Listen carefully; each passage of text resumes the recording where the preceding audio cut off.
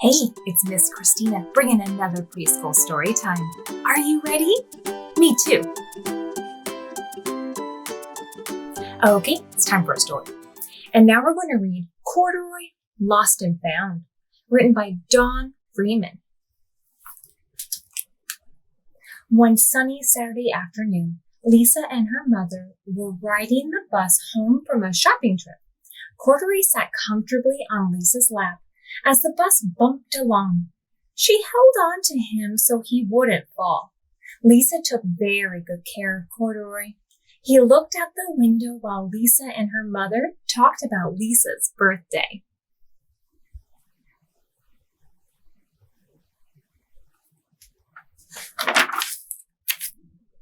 Corduroy's ears perked right up. Lisa's having a birthday and I don't have a present for her, he said to himself. He looked out the window at all the stores. I wonder what she would like, he thought. They all got off the bus at the next stop. Lisa's mother rode the elevator up to the apartment, but Corduroy and Lisa liked to run up the stairs 2 at a time to see if they could get there first.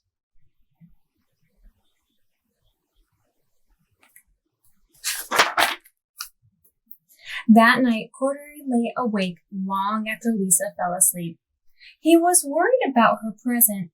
I need to find something special, he decided. Very early the next morning, Corduroy slipped out of bed, tiptoed out of Lisa's room, and crept through the apartment. He opened the front door and stepped into the hallway.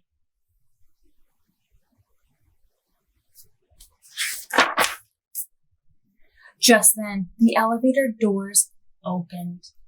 Maybe I'll find something for Lisa in here, said Corduroy as he looked in. Corduroy looked at the buttons on the wall. Each button had a number on it.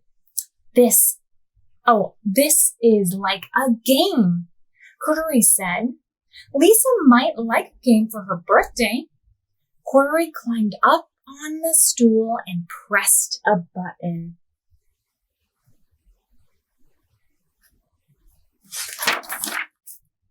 All at once, the doors closed and the elevator began to move up. This is like a rocket ship, thought Corduroy. Maybe Lisa would like to ride in a rocket ship for her birthday.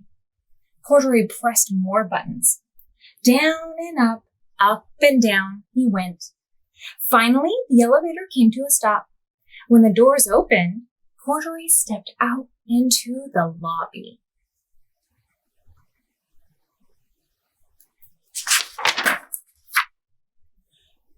Peeking out over the roof on the building across the street, Corduroy saw just what he was looking for.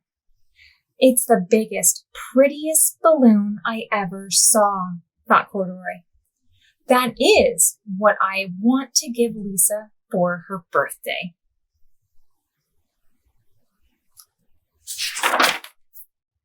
Corduroy had never before been outside when it was still dark. The familiar neighborhood looked very different. And where was Lisa's balloon? Then he saw it at the end of the street.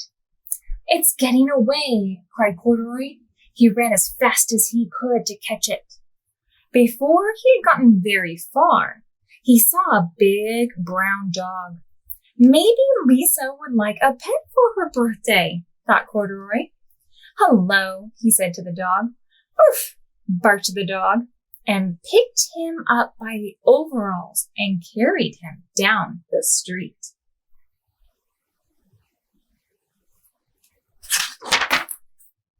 Just when they got to the corner, a big, noisy truck slowed down, and someone threw a tall stack of newspapers onto the sidewalk.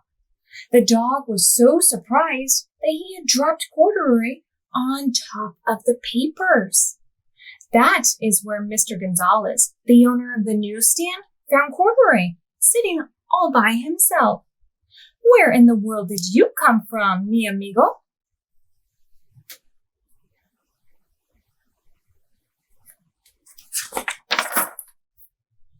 He put Corduroy up on a shelf. I think someone must have dropped you. You look like a very special bear, and I bet they will be back for you. Until then, you can help me sell my papers." From up on the shelf, Corduroy could see everything that was going on. As people bought newspapers, Corduroy smiled shyly at them. "This must be a job," said Corduroy. "I've always wanted a job."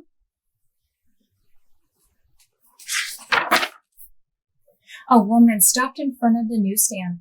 "How much for the bear?" she asked. "Sorry, Senora, this bear is not for sale. He is lost and is waiting to be found," said Mr. Gonzalez. Lost? Corduroy had never wanted to be lost. He thought about Lisa. He knew that she would be worried about him. Then Corduroy remembered the balloon. He had forgotten all about it. Where was it? Where do you think it went?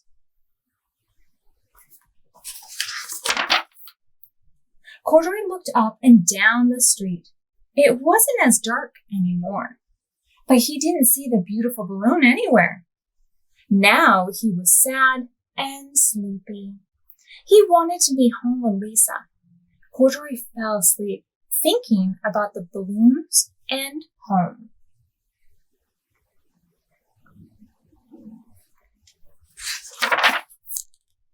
He was just waking up when he heard a familiar voice.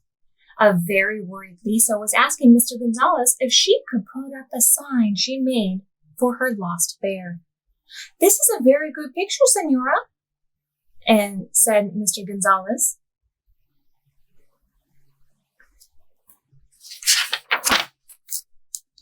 "But you won't need this sign. Your bear is here with me." Mr. Gonzalez took Corduroy down from the shelf and gave him a lollipop. It looked just like the balloon he wanted to give Lisa. "Muchas gracias, Senora," said Lisa. "Thank you for helping me, Corduroy," said Mr. Gonzalez. "Adios."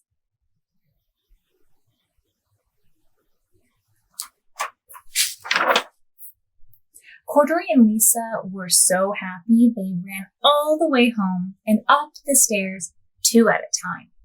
"Corduroy, I was so worried about you," said Lisa. "The only thing I wanted for my birthday was to have my best friend back home with me." Lisa gave Corduroy a big hug. "That's exactly what I wanted too," thought Corduroy. And he gave Lisa a birthday hug right back.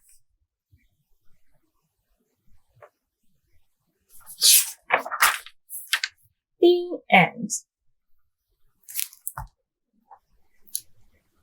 Okay, it's time for a song. And now we're going to do This Old Man. We're going to go up to number 5. This old man, he played one. He played knick-knack on my thumb with a knick-knack, paddywhack, give a dog a bone. This old man came rolling home. This old man, he played 2. He played knick-knack on my shoe with a knick-knack, paddywhack, give a dog a bone. This old man came rolling home. This old man, he played 3. He played knick-knack on my knee with a knick-knack, paddywhack, give a dog a bone. This old man came rolling home. This old man, he played 4. He played knick-knack on my door with a knick-knack, paddywhack, give a dog a bone. This old man came rolling home. This old man, he played 5. He played knick-knack on that hive with a knick-knack, paddywhack, give a dog a bone. This old man came rolling home. Good job. Okay, it's time for a story. And now we're going to read Corduroy by Don Freeman. Corduroy is a bear who once lived in the toy department of a big store. Day after day, he waited with all of the other animals and dolls for somebody to come along and take him home.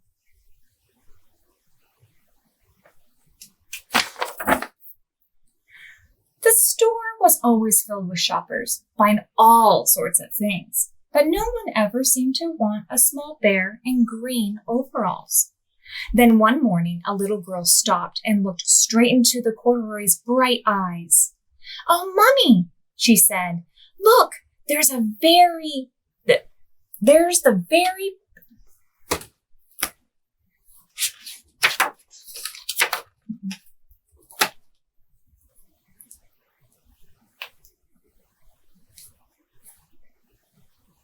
Okay, it's time for a story. And now we're going to read Corduroy by Don Freeman.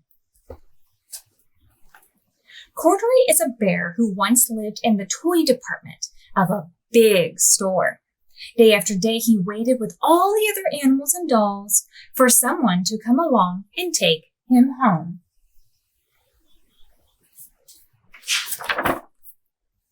The store was always filled with shoppers buying all sorts of things, but no one ever seemed to want a small bear in green overalls. Then one morning, a little girl stopped and looked straight into Corduroy's bright eyes. "Oh, Mummy," she said, "look, there's the very bear I've always wanted." "Not today, dear," her mother sighed. "I spent too much already. Besides, he doesn't look new. He's lost the button to one of his shoulder straps."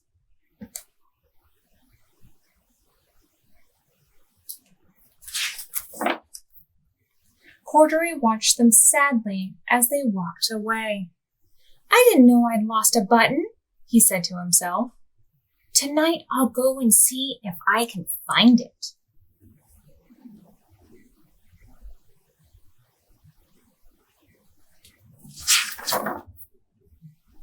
Late that evening, when all the shoppers had gone and the doors were shut and locked, Corduroy climbed carefully down from his shelf and began searching everywhere on the floor for his lost button.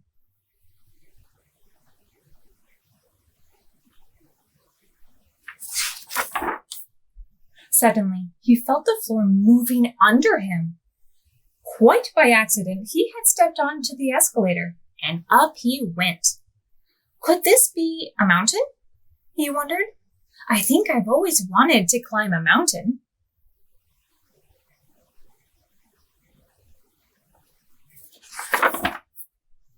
He stepped off the escalator as it reached the next floor, and there, before his eyes, was the most amazing sight. Tables and chairs and lamps and sofas, and rows of beds.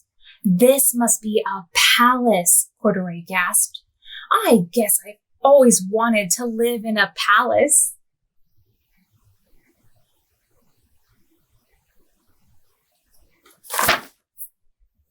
He wandered around, admiring the furniture.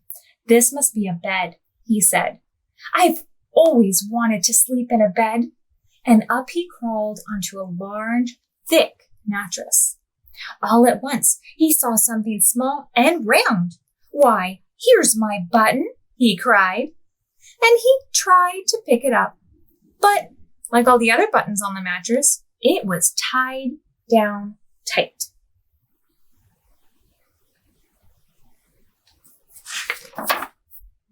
He yanked and pulled with both paws until, pop, off came the button, and off the mattress Corduroy toppled.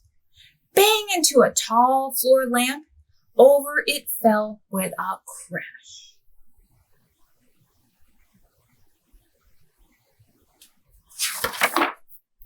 Corduroy didn't know it, but there was someone else awake in the store. The night watchman was going on his rounds on the floor above. When he heard the crash, he came dashing down the escalator.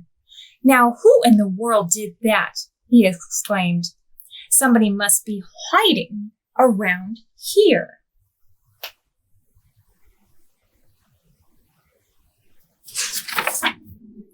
He flashed his light under and over sofas and beds until he came to the biggest bed of all, and there he saw 2 fuzzy brown ears sticking up from under the covers. "Hello," he said. "How did you get upstairs?"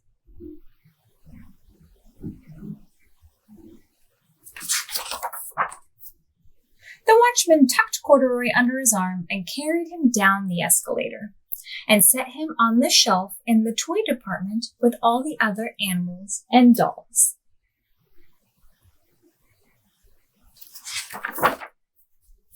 Corduroy was just waking up when the first customer came into the store in the morning. And there, looking at him with a wide, warm smile, was the same little girl he had seen only the day before. "I'm Lisa," she said, "and you're going to be my very own bear. Last night I counted what I've saved in my piggy bank, and my mother said I could bring you home."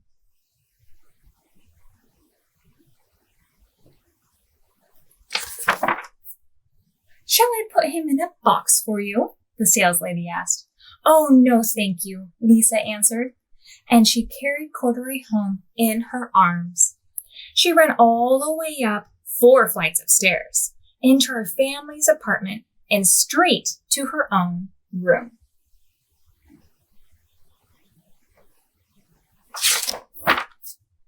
Corduroy blinked. There was a chair and a chest of drawers. Alongside a girl-sized bed stood a little bed just the right size for him. The room was small, nothing like the enormous palace in the department store. "This must be home," he said. "I know. I've always wanted a home." Lisa sat down with Corduroy on her lap and began to sew a button on his overalls. "I like you the way you are," she said, "but you'll be more comfortable with your shoulder strap fastened."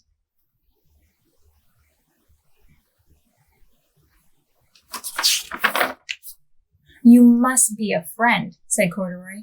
"I've always wanted a friend."